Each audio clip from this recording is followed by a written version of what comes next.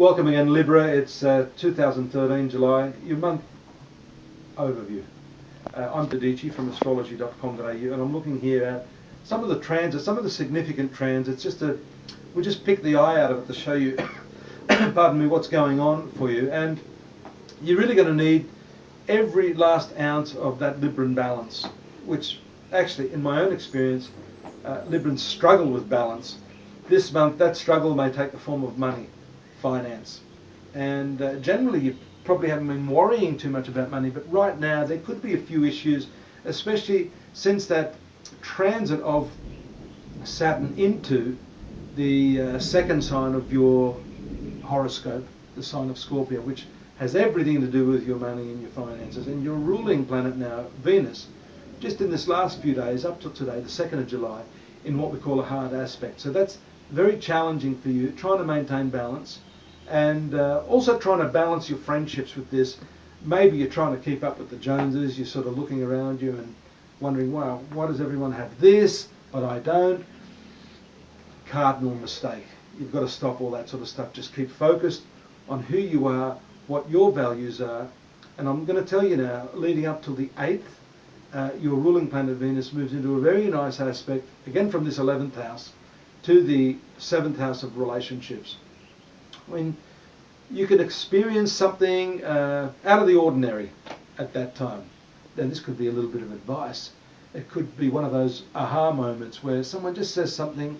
I'm hoping you're getting one of those now, but sometimes it doesn't work like that, you know. When your conscious mind is trying to find the solution and it's looking for this, that or the other to solve that problem, it doesn't actually come to you. It might be in that moment when you least expect it. Now you're going to expect it, because I told you around the 8th.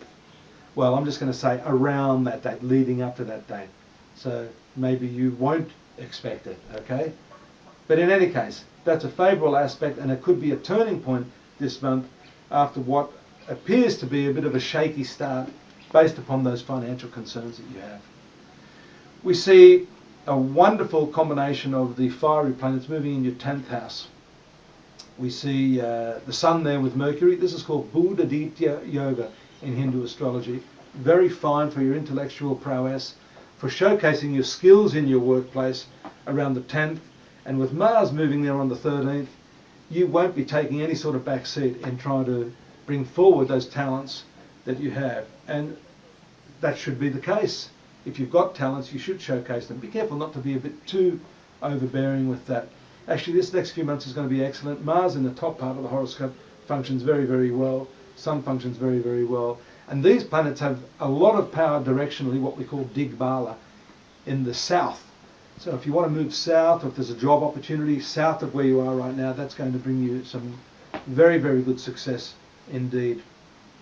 Jupiter and Saturn on the 18th and 19th bring with them some favourable results, again from the 10th house, the 2nd house to the 6th house. These are all what we call the earthy trine, which is your work, your finances, and the work environment.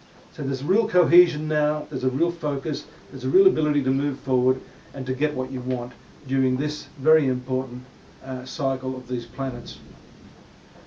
The end of the month, after the 22nd, is an interesting one. We see your ruling planet Venus moving to the 12th house. Now, that's not normally considered good for some of the other planets, but for Venus, your ruling planet, it's excellent. So it gives lots of lovely rest, a refreshing sort of time. Sleep will be good, your dreams will be powerful, and your lovemaking should be very, very artistic, if I could throw that in for good measure. And also, around that time, the 23rd, we see the Sun moving to the 11th house, stimulating your friendships. So you put 2 and 2 together. Friendships, bedroom activities. What more should I say?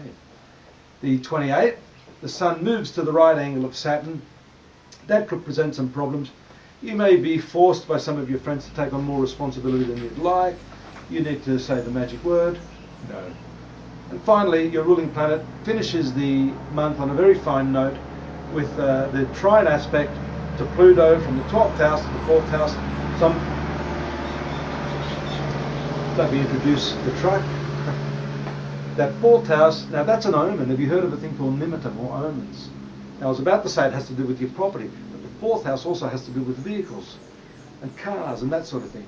So this is favourable. Some of you may end up purchasing a new car or doing some work that actually gives you a bit more life extension, longevity to the vehicle that you already have.